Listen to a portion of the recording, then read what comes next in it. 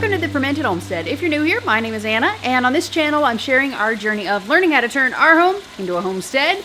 Today is Vlogmas day number 8, and it is all about fermentation, almost all about fermentation. First we need to eat some lunch. I'm getting ready to have some canned sausage. I canned with you guys a while ago, I don't remember exactly when, but this is the canned sausage, and I'm just getting ready. I'm boiling it up, kind of getting it nice and hot, heated through. And then we're just gonna add some of our duck eggs to it. I'm super pumped about this. I figured out where they were laying the eggs. They were actually laying them inside of a doghouse, and I found them the other day, so I scrubbed them all up, and now we're gonna get started on eating them. I found 14 of them. Lunch. We got eggs, we got the sausage, some fermented foods here, basically hot pickles. Hot dill pickles. I made these back in gardening season. It's just been chilling in my fridge ever since. These are really good. My husband has been really digging these things here, and it's just jalapenos and cucumbers. Got a nice heat to it. A good dilly, acidic, delicious pickle flavor. And then we're gonna have milk kefir. This is separated milk kefir. I ferment my milk kefir and yogurt much longer than a lot of people do. I make sure to do it. The yogurt is at least 24 hours. The milk kefir is also at least 24 hours, and then a second fermentation that makes it nice and bubbly. It makes it like feel alive when you eat it, or when you drink it. Milk kefir, for those who don't know, this is raw milk kefir, and it's one of the best ferments ever. It is literally, like, scientifically the most powerful ferment. I like to add in these various types of stevia flavored sweeteners. It makes it delicious. Kefir is Turkish for feeling good or good feeling, and that's what it is. It's like it pops in your mouth. Like it's like drinking sunshine. I don't know how to explain it, but when you second ferment kefir, it brings it to a whole new level. It is nothing that you can buy in the store. Absolutely. The stuff you buy in the store maybe has like 10% of the benefit of this. And it'll blow anything out of the water. I promise you that. I'll see you back here, and we are gonna do a ton of fermentation today. I'm not entirely sure how many ferments we're gonna be doing today, but I'll know at the end. First one we're gonna do today is kombucha. We have this Tibetan kombucha SCOBY that was given to me by Kathy, and we're gonna split this off because I want 2 of these bad boys going at the same time. I like to long ferment kombucha. I like stuff that is fermented for like a month, and a single gallon of kombucha is not gonna make a dent in kombucha consumption for an entire month. So I'm going to split this off into 2. I will most likely end up turning it into 4 at some point, but why does that thing keep beeping? But we're gonna be happy with just that. So first things first, we need to brew our tea. We have this particular kombucha, I'm told, uses pu'er tea.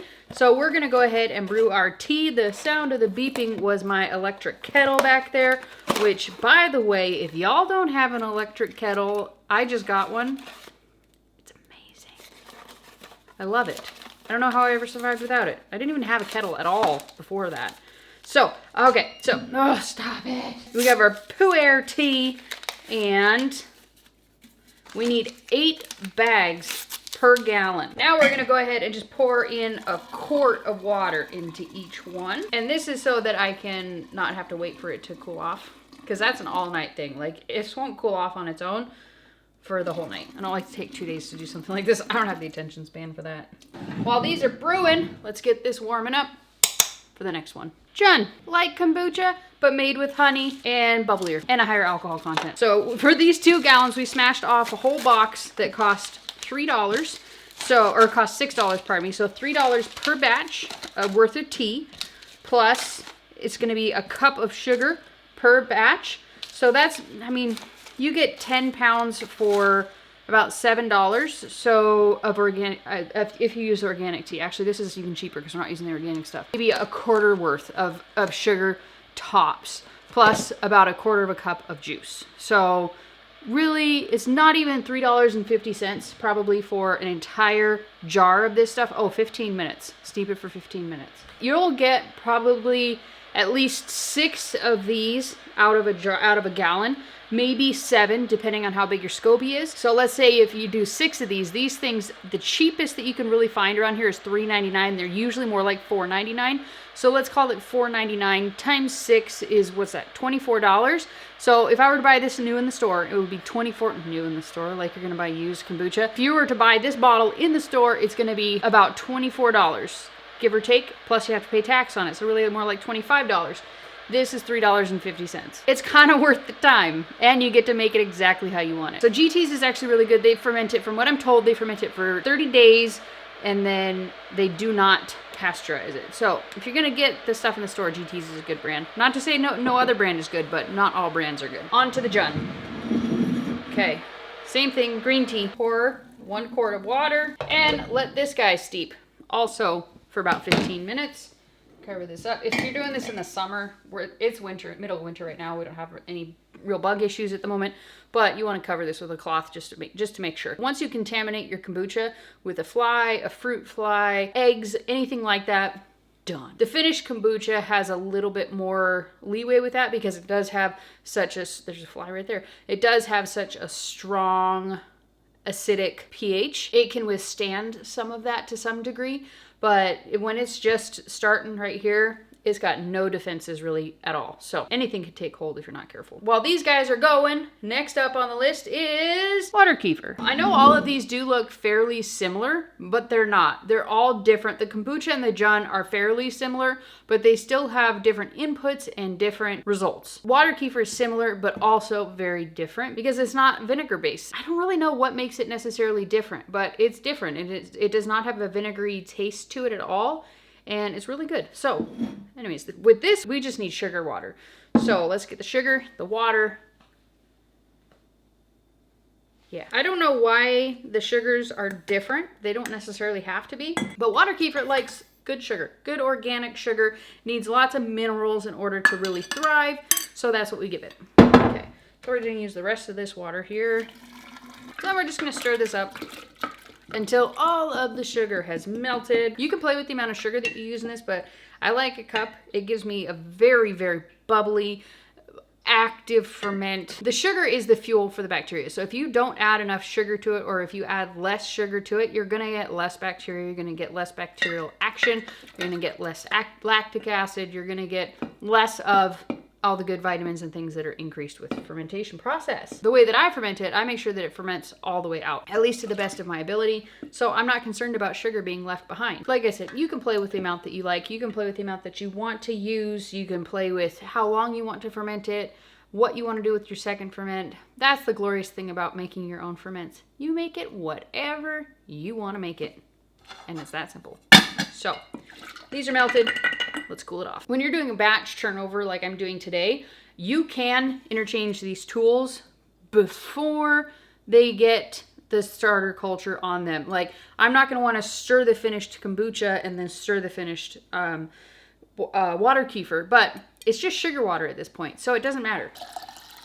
Let's take its temperature. And I use well water for my ferment. I filter it only because we have a really high lime deposit, and this is gonna take a little while to cool off. It's already over 101. We want it to be kind of like a warm room temp before we add our grains to it, because if we add the grains to it too early, you can burn them. Heat, neglect, and contamination are pretty much the only things that can ruin any of these things here. The 15 minutes is up.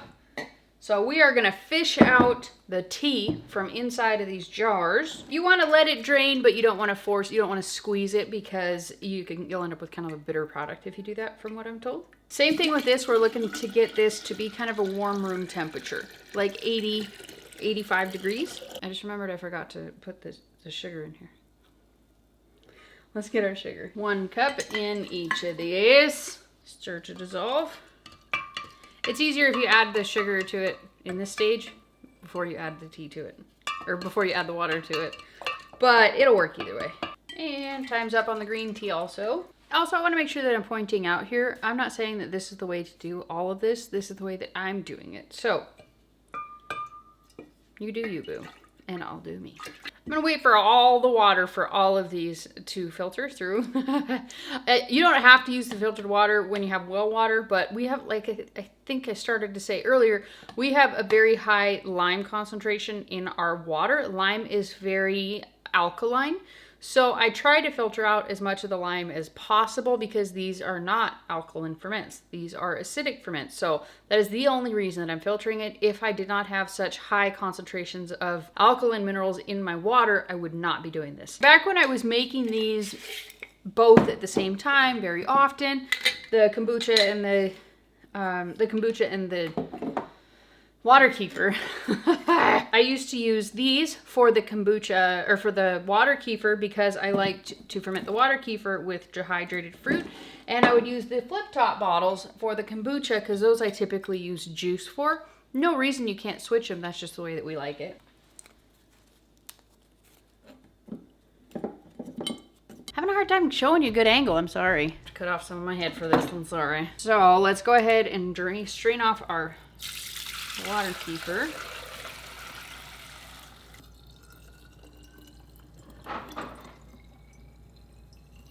This is what you call a second fermentation. You're adding it to a bottle filled with something that with sugar, juice, fruit, dried fruit, even sugar. You're just adding something to it that the bacteria can continue to feed on, produce the CO2, make it bubbly, and the tightly fitting lid will hold in that carbonation to where you get like a nice carbonated, naturally carbonated drink. The last batch went about 2 to 3 days out of the fridge, just on the countertop. You can do longer, you can do less, you can do yubu. That's just what worked for me in my environment. The kombucha has a little while to go too. We're at 90. So I need to go feed my chickens. So I'm gonna do that and I'll be right back. Now we're gonna go ahead and portion out our honey that we need for the jun. This is locally sourced honey. Locally sourced raw honey, all the things. You can use not like this fancy honey. If you have just regular honey, you can totally use that. Just make sure it is actually honey and not like the little stuff that comes in the teddy bears. That stuff it's just sugar paste. We're gonna put the honey in here while it's still fairly warm. We just want it to be, I think it's under 115 degrees. We wanna make sure that it is hot enough to be able to melt the honey, but not so hot that it will break down the rawness of the honey. You wanna make sure that the vessels that you're using are clean, not sanitized. They don't need to be sanitized, they do need to be clean. Don't use anything antibacterial, like any antibacterial soaps or any of that, because this is bacteria and yeast. Like, you don't want to use things that kill bacteria because we're trying to culture it. And if you use the soap, even no matter how much you rinse it off, there is very likely going to be like a residue of film that's left behind on it. And that is antibacterial, so don't do that. And the jun, I don't see myself really ever splitting it off and doing a second batch unless we end up someday getting our own honeybees, because it's expensive. It's like double the cost to make jun over kombucha. I'll have some jun, but most of it's gonna be kombucha. And jun does like it cooler than the kombucha, so I will put the jun in a cooler location and then the kombucha will be in more of a warm location. They just like different environments. Kombucha is ready. We can do the kombucha. We'll set the jun over here. No, we'll set the jun over here, and we'll set the kefir water over here next to the kefir grains, so we don't mix these guys up. And of course, non-antibacterial hand soap also. Okay, so we're gonna get these guys.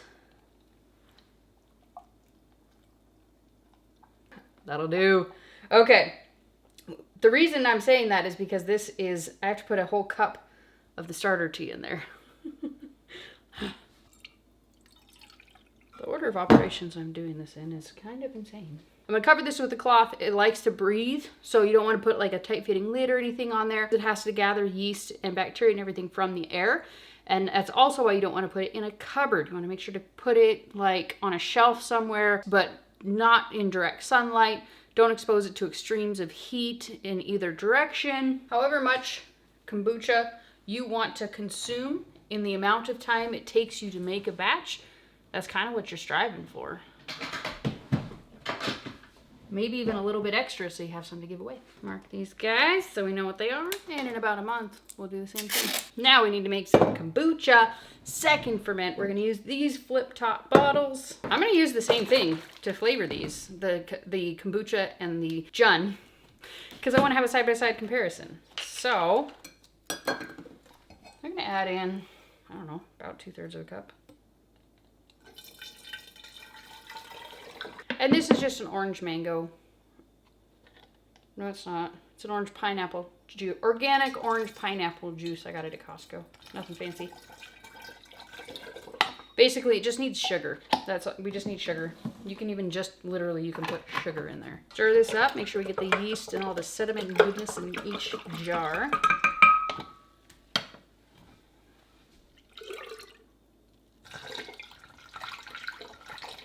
Close this up. Get it nice tight seal. I almost forgot something super duper important, and that is having a plastic bottle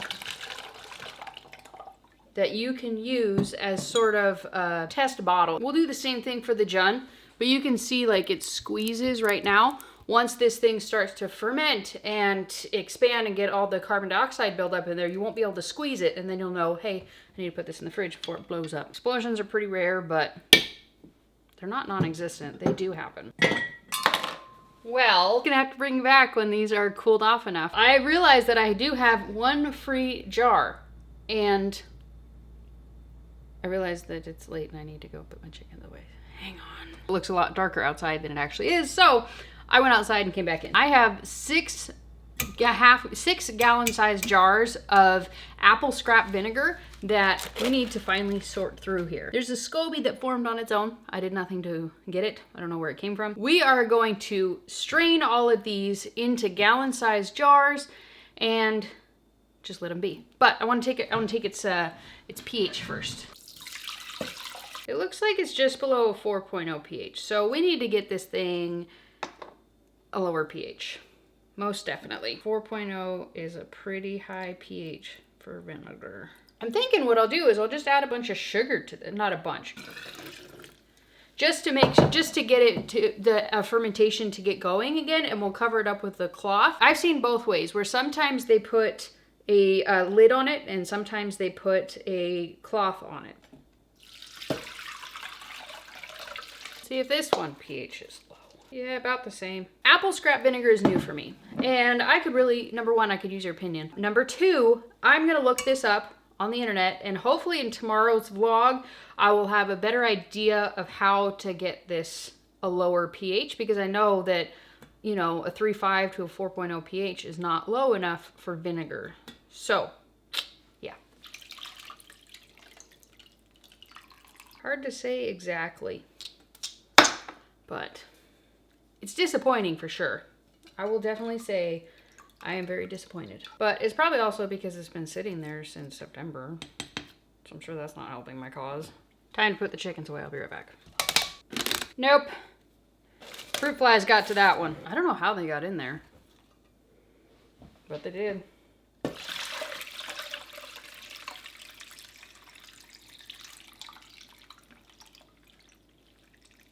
Our water kefir is finally cool enough.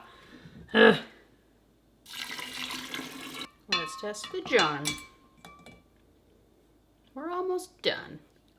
I'll wash my hands. So we're gonna take our SCOBY, put it in here. I've never even been writing dates on all of these, and I'm not even entirely sure what the date is. I think it's the 8th. With the brewed tea, we're gonna do the same thing we did with the kombucha. Let's do a little cleanup, and then we will do our last ferments. Almost the last thing, second from the last thing that we're gonna do, we're gonna check on 2 ferments that we made together, and one is good and one's bad.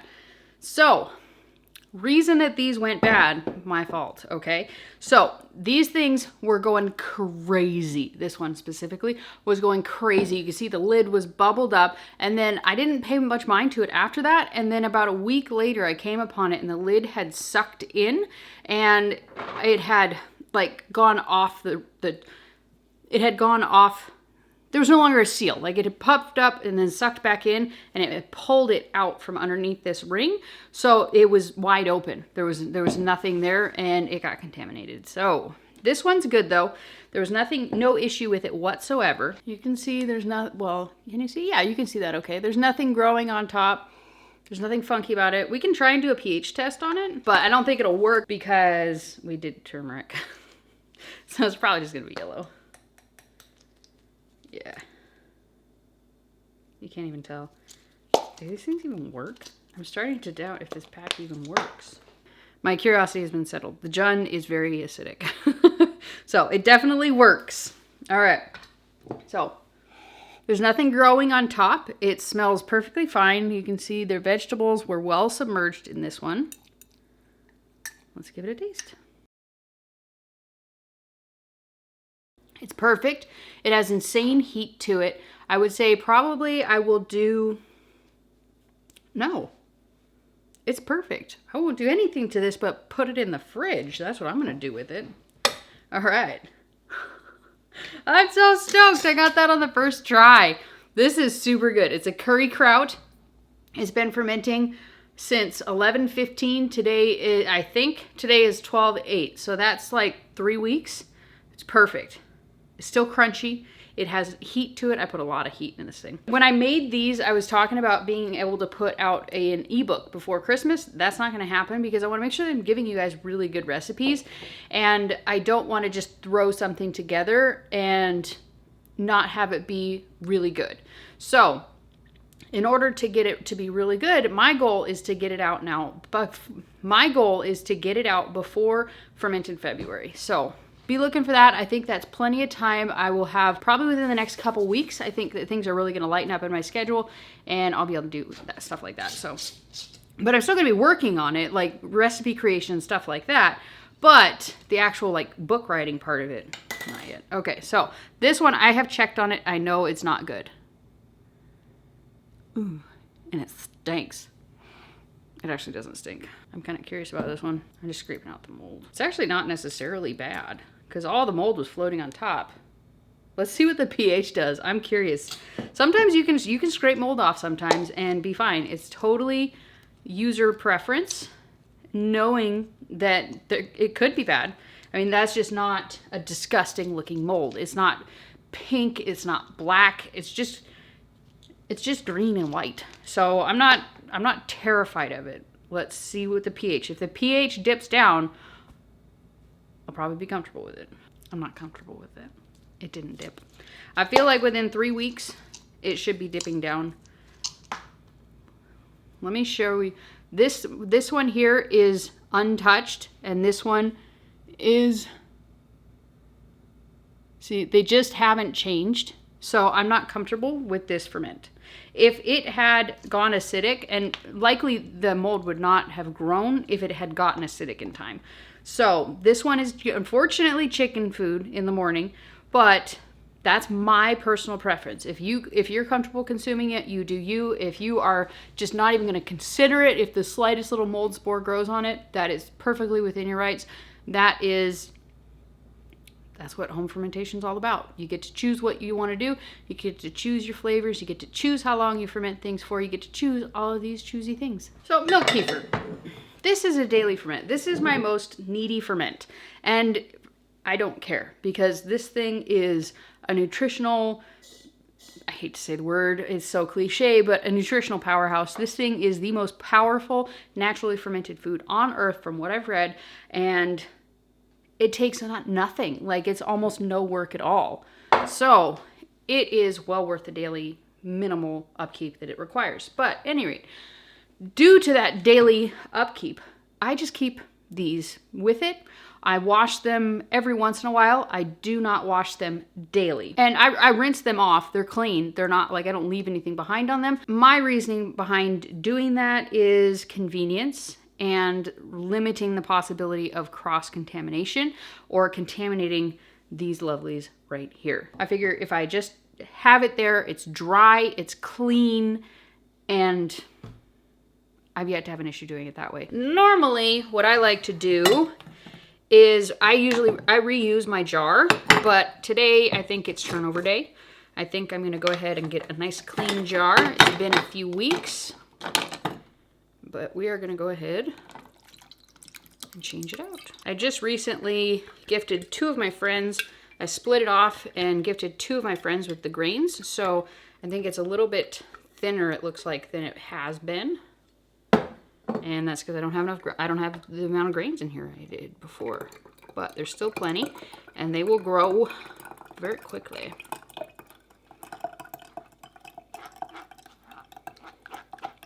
This is seriously the best milk kefir grains I've ever seen. These things were amazing. The day one, they took no recovery from travel. They were just instantly amazing. And they have continued to be so. All right, let's go rinse these guys off.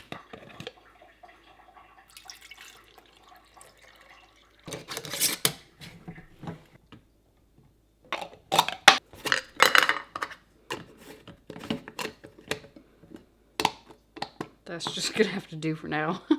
That was 6 different ferments in one day. That's pretty awesome if I do say so myself. Bear in mind, these are not things that I have to do every single day. I just had all of these accumulate in one day, and things that I needed to check on, things I needed to tend, change over, all of those things. So I thought it would be kind of fun to do it all in one video. I hope y'all enjoyed that. Kind of getting a very cursory idea of these sorts of ferments. I do have videos on how to do all of these except the Jun. But the Jun is the same thing as kombucha. You just use green tea instead of black tea, and you use honey instead of sugar. So there are all kinds of videos on the interwebs about how to make Jun. If you want a more in-depth look into how to make each one of these ferments, feel free to look on my channel. I will try and link a couple of them down below for you if you're interested. I'll link down below some of the more handy fermentation tools that I enjoy to use. And I will also link this book, which is The Art of Fermentation by Sandor Katz. This is my all-time favorite fermenting book, without question, no ifs, ands, or buts. It has a lot of the history of fermentation. It has a lot of cultural stuff to go along with it, like where the culture that each of the fermentations came from. It covers more fermentations than you can possibly fathom. Some of them give a really in-depth, detailed look into them. Some are more cursory, just surface view. It gives a ton of the science behind it, and you can just tell his passion is oozing out of every single word that he writes in this book. So if you're interested in fermentation, I would highly recommend this. I will leave a link for this down below. It'll also be one of the first pinned comments. It does cover every single thing that I did today in some level of detail, not quite so much on the Jun, but there's a ton of information about all the other ferments that I did. So check this book out if you're interested. In order to follow along on all the Vlogmas fun and the fermentation fun, as well as following along on my gut healing adventures and all my homestead shenanigans, click this button right here. This is the subscribe button. This is what tells YouTube you want to come back here. Up here is a video that Mr. Google Pants thinks you're going to enjoy. Over here is my last Vlogmas video, and then up here is my Vlogmas playlist. Check it out for all the awesomeness for the whole month of December. Peace out, sauerkraut.